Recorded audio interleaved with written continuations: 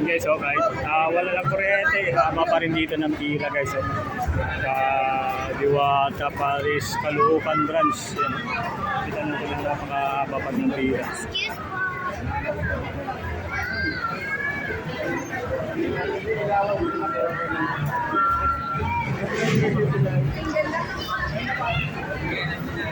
Tuloy-tuloy yan guys, yung haba ng pila. Kahit walang kuryente ngayon, no?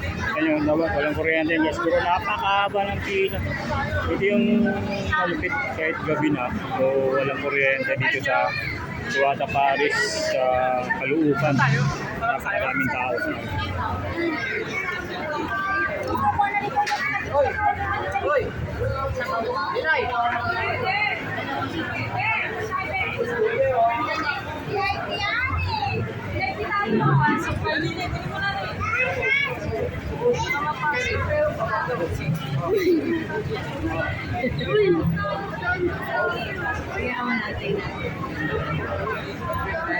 Yan yung patunay guys na talagang itong Diwata, Paris overload.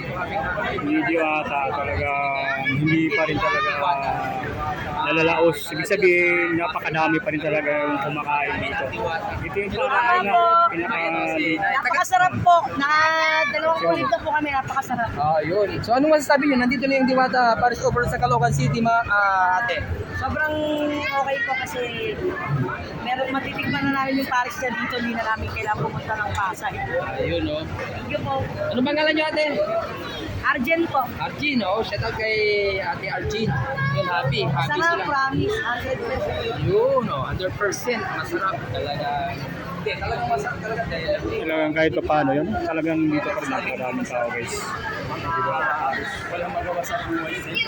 Hindi masarap, hindi ganito naman madami. Ayan,